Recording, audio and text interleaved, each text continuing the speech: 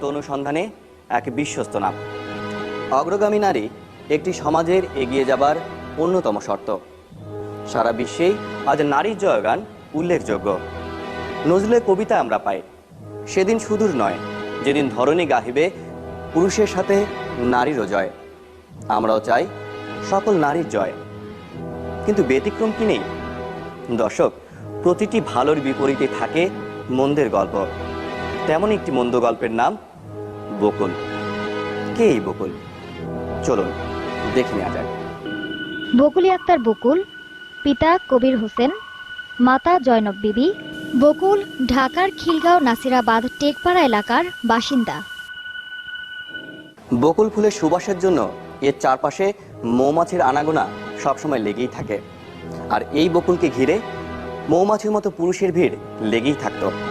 চলুন জেনে নেওয়া যাক প্রত্যক্ষদর্শীর কাছ থেকে।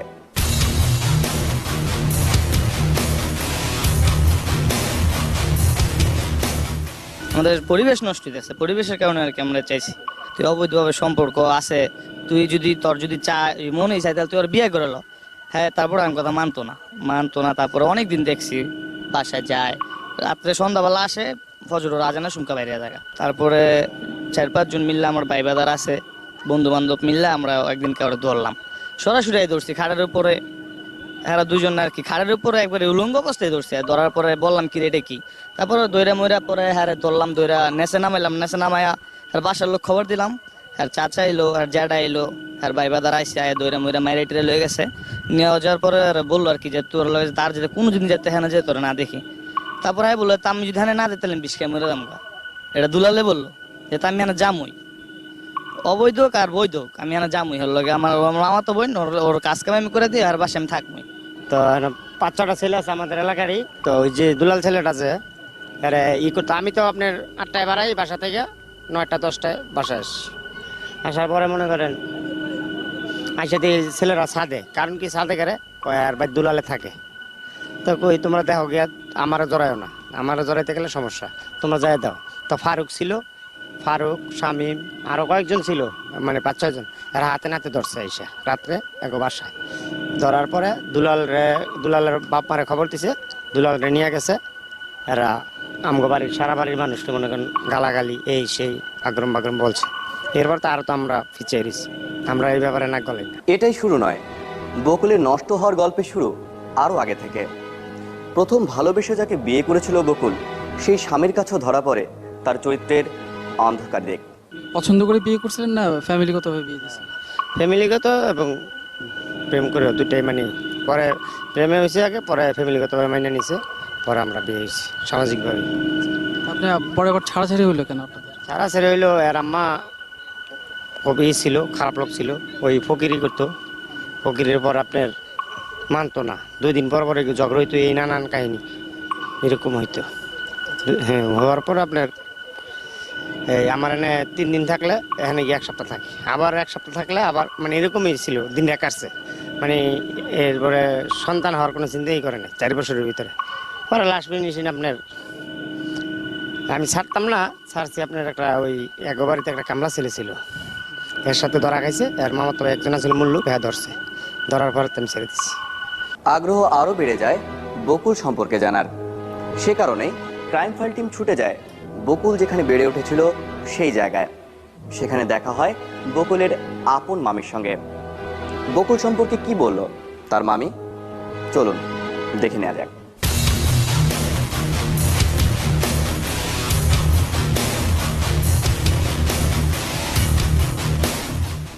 না, আপনি বকুলের এমনি কি হন?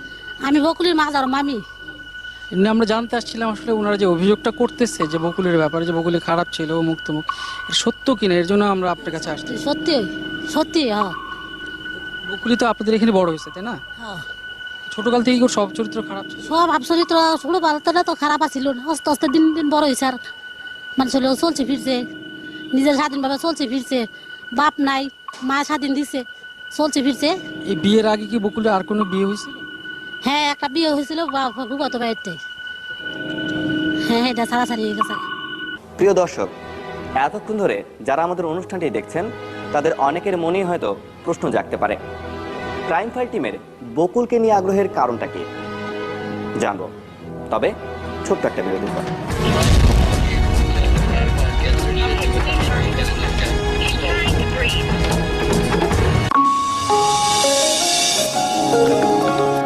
আপনারা দেখছেন অপরাধ বিষয়ক অনুষ্ঠান ক্রাইম ফাইল।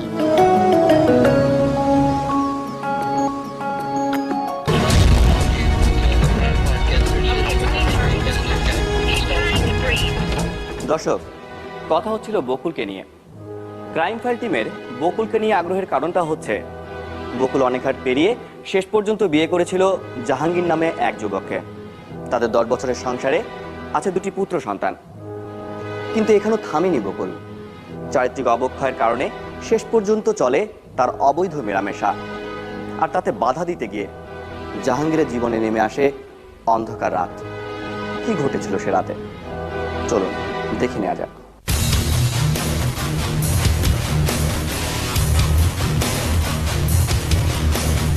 এই বাড়িতেই জাহাঙ্গীরকে নির্মমভাবে অত্যাচার করা হয়। এখনো বাড়িটি থেকে মুছে যায়নি জাহাঙ্গীরের অত্যাচারের আঘাতের চিহ্ন। ভাই কি গ্রামের? জি, আমি এই গ্রামের, আমার বাড়ি নাগদারপাড়। ওই দিন রাত্রে আপনি কি দেখছিলেন আসলে? ওই দিন রাত্রে মনে করেন রাত 8:30 বাজে আমার ফোন দিছে, কয় জাহাঙ্গীর তো মাইরা লাইছে, মানে তুমি তাড়াতাড়ি আও। তো আমার শরীরে থরালে কাপ চড়ছে, এই কথা শুন না। তো একটা বাসের সাক্ষ্য আছে, বাসের সাক্ষ্য দিয়ে আমি আইতাছি। আর পরে ফোন তো আইসি, তো হারা যে চিকটা পাড়া করে ঘর থেকে বাইরে গেছে গা, ওই আমার বললো মাইদুর করে নাম ছেলেটা। তো আমি আবার দাঁড়াই লইছি, কত দাঁড়াই থেকে চিন্তা করলাম এখানে দাঁড়ানো থেকে পরিস্থিতি না বুঝা তো বাড়িতে ঢুকা সম্ভব না, ঠিক আছে। যেহেতু মাইরা লাগছে, বাড়িতে কেউ নাই, অবশ্যই খুন একটা হইতে পারে। তো চিন্তা করে আমি রাস্তাত গেছি, রাস্তাত গিয়ে খাই রয়েছি। পরে আমি ফোন দিছি, লোক মারফতে মোবাইলে সংবাদ পাই, যায় মহিলা পুরুষ অনেকে বাড়িতে বকুলদের বাড়িতে যায়, গিয়ে দেখে যে অন্ধকার হয়ে রয়েছে, লাইট লুইট বন্ধ, দরজা খোলানো। বকুলির মায়ে কান্নাকাটি করতেছে, আমাদের মেরে ফেলছে। কে মেরে ফেলছে বলতেছে যে এই জাহাঙ্গীরে কিছু গুন্টা নিয়ে আমগরে মাইট দেরি করে রক্তাক্ত অবস্থা করে পলাইছে। অগবাড়ির কিছু লোকজন পরে বললো যে যদি তোদের মেরে ফেলে তো তোদের শরীরে কোনো কাটা ছিঁড়া নাই কেন, এত রক্ত কেন, দরজা খোলে না খোলার পরে দেখা গেল আপনার এই ওরা ওইখানে দরজার সামনে দাঁড়া রয়েছে, এলাকার লোকজন দরজা খোলায় ভিতরে লাইট মেরে দেখে যে জাহাঙ্গীরের পা দেখা যায় খাটের তলে। পরে ওরা বলতেছে এই তোরা কি করছিস, জাহাঙ্গীরে না বলতে ওরা মারছে। তো জাহাঙ্গীরে মারলে তো মৃত্যু অবস্থায় সে খাটের তলে পড়ে আছে কেন। পরে ওরা বাইরে দেখে যে মাঝি দুজনে পলাইছে, দুলাল সুয়েল সবাই পলাইছে, ওই এলাকার লোকজন মৃত্যু মানে এই লাশ পরে তিরমুনি গুদারাঘাট খুলে নিয়ে যায়, নিয়ে গিয়ে আমাদের খবর দেয়। তো টলার উঠে আমি আবার বাইক ফোন দিয়েছি করেন বাবা যে আমরা তাড়াতাড়ি ঘন্টাইতো, মানে হ্যাঁ কিন্তু মরার অবস্থা, হ্যাঁ বাঁচতো না, হ্যাঁ যে আমরা তাড়াতাড়ি নিয়ে আসেন। পরে আমরা ঢাকা মেডিকেলে নিয়ে যাই। ঢাকা মেডিকেলে আইসিইউ বন্ধ থাকার কারণে ঢাকা মেডিকেলে বড় ডাক্তার বলে যে আপনারা কোনো প্রাইভেট ক্লিনিকে নিয়ে যান। পরে আমরা রাত্রের প্রায় 12:30টার সময়, প্রায় 1টার দিকে আমরা এলিফেন্ট রোড জেনারেল হাসপাতাল নামে একটা মেডিকেল আছে, ওইখানে আমরা নিয়ে যাই। নিয়ে ভর্তি করার পরে ডাক্তার রাত 2টায় মৃত্যু ঘোষণা করে। দর্শক, এখানে বলে রাখা দরকার, এই বকুলকে ভালোবেসেই জাহাঙ্গীর এক সময় ছেড়ে এসেছিল তার বাবা মাকে। ছেলেকে হারিয়ে কি অবস্থা এখন জাহাঙ্গীরের বাবা মার? আমার বুঝাইবার মতন আর বাসা আমার বলতে নাই। আমি দুনিয়াত এসময় ছিলাম কিনা এসময় বলা যায় না। আমার ছেলেরা আমার বইরা, ওর সাথে এরা 3 ভাই ছিল, আমি ছিলাম। ওরা যেসব ধরলো আমি বাপ মনে করে আর থাকতে পারি না। ওর একটা ছেলের মানে সুস্থভাবে ওই ছেলেটা ভালো করলে যে আব্বা আপনি কান্দাকাটি করেন না, কান্দাকাটি করলে আমাকে অসুবিধা হবে এখন বর্তমানে। পরে ছেলেটা থামায় রাখলো। এটা 3 ভাই আমার দূরে জড়াইয়া কান্দাকাটি করছে। মা তুমি আমার ব্যথাটা কিছু বুঝো না, আমার ভূতের 3 হয়ে যাবো গা, তুমি আমার ব্যথাটা কিছু বুঝো না। অনেক ভূত কই রইল, অনেক ভূত থেকে কই গিয়ে শুয়ে রয়েছে, কই থেকে গেল মা বাপ, কই থেকে গেল বউ, কই থেকে গেল ভূত। খালি বলতো আমার যদি বকুলি একটা কোপো দেয়, বকুলি যদি আমার সামনে গিয়ে খারো মা, আমার সব দুঃখ হালাল হয়ে যাবো গা। বকুলি যে মা আমার কি করছে আমি কিছু বুঝতে পারি না, মা গো আমার যে কি করছে বকুলি আমি কিছু বুঝতে পারি না। সময়ের প্রয়োজনেই নিচ্ছি ছোট্ট একটা বিরতি। শিগগিরই ফিরছি, সাথে থাকুন। ফিরে এলাম বিরতির পর। সাথে থাকার জন্য ধন্যবাদ। কোন টানে জাহাঙ্গীর ছেড়ে আসতে পারলো না বকুলকে? কি সেই টান? ওই বাড়িতে গেলে আপনার দৌড়ে যায়, শাশুড়ি লয় বটি, ওই বউ লয় বটি, দাও লয় বটি লয়, সাপড় লয়। তারপর ওই নাগরিক যেই নাগরিক লগে সঙ্গ করে এগারো খবর আনে, ওই তিনটা ছেলেরা খবর আনলো, এই জাহাঙ্গীরের দাপড়ান শুরু করে, মাইট শুরু করে, মারতে মারতে কী করবো শেষে হ্যাঁ ফলায় এরপরে আইয়া বাচ্চা আর আমি তো সাইড দিই না। তখন ওই আয়া আর মার সাথে বলে, ওই কাকার সাথে বলে, জাডাগোর সাথে দাদাগোর সাথে বললে কি হারো বলে যে তুই আজকের যাইস না যায় দেখ, 2টা বছর না যায় দেখ, সন্তান আর সন্তান পাবি না, বা বিয়া শাদী করলে বউ পাবি না, তুই বউর পাশে যাবি না। আমরা না করি ও হ্যাঁ যেমন এই গোপনে যায়, হ্যাঁ গোপনে যাইতো আর কি। 2টা সন্তানের মায়া আমি ছাড়তে পারি না, আমার যাইতে হয়। আমাদেরকে মনে করেন যে বুঝাইতো, ঠিক আছে, যে আমি তারে ছেড়ে দেবো, ঠিক আছে, আমার সন্তান 2টা যদি দিয়ে দেয় আমি তারে ছেড়ে দেবো, কিন্তু বাইরের টান্ডে একটি তাদের সন্তানের জন্য। তার কাম তোর ছেলে কইতো আমার দুঃখটা কেউই বুঝে না, আমার দুঃখটা তোমরা কেউই বুঝো না। আমি বিয়া করছি তো করছি ছাইরা দিয়ে আইয়া পর, আমি মনে বলছি আমার ছেলেরা তুই ছাইরা দিয়ে আই পর, তো কইতো মা আমি যদি ছাইরা দিয়ে আই পর আমার 2টা ছেলে 3 হয়ে যাবো গা, আমার ছেলে 2টা 3 হয়ে যাবো গা, আমি যদি ছাইরা দিয়ে আই পরে বিয়া বয়ে যাবো গা, আমার ছেলে 2টা কার মোহর ভাই চাইবো। এরকম কইতো আর ফুটতে খালি কান্ত আর খালি কইতো আমার দুঃখটা কেউ বুঝে না। নিজ সন্তানের প্রতি ভালোবাসায় বারবার জাহাঙ্গীর ফিরে যেতে চেয়েছিল তার সংসারে। আমি আই মেয়ের রেজে গেলাম, মেয়ে কয় আমি কেউ লইয়া বিয়া বই নই, আর কেউ লগে আমি যাইতাম না, বুঝেননি। অনেক চেষ্টা করলাম, ইয়ার পরে মেয়ে এমন একটা সিস্টেম লগা, আমারও একটা বদনামের বাকি। আমি কিন্তু মেয়ের খালু, বুঝেননি।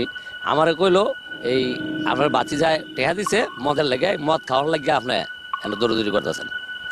তখন আমি এই যে হ্যাঁ কয় জানি না, এমন কেউ মানুষ বাদ নাই যে আমি হ্যাঁ কষে না দৌড়ছি, কেউ না করতো না যে আমি আই নেই। আমি 9 মাস পুরো আইছি, ইয়ার পরে এটা কোনো শুরু করতাম না করার পরে ছেলেরে কইলাম যে এক কাম কর, তুই বিয়া করে পালা।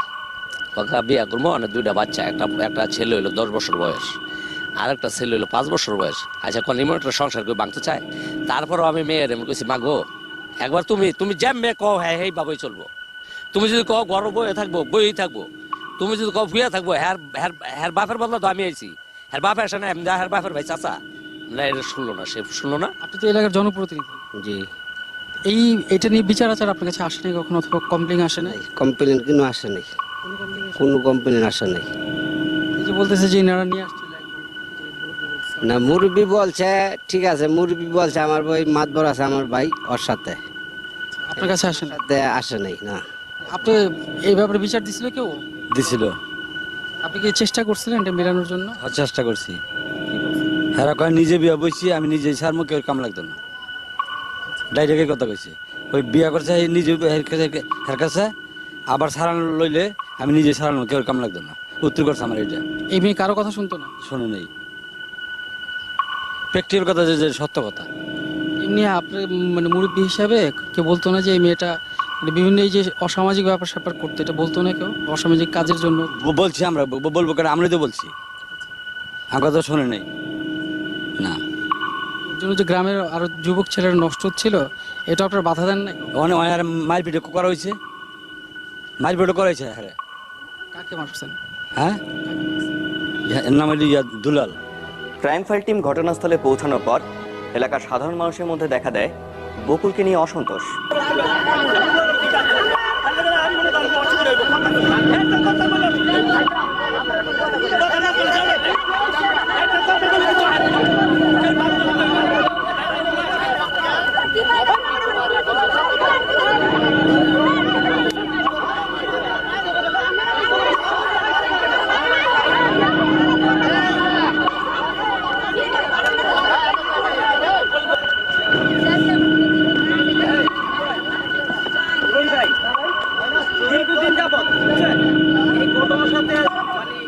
এইখানে আমার এই 42 বছর 43 বছর বয়সের ভিতরে আমার নাসির বাজার গ্রামে এমন কোনো অঘটন ঘটে নাই, মানে এই জীবনে ফার্স্ট। মেয়ের বাড়ি, বাপের বাড়ি হলো নোয়াখালী, বুঝছেন।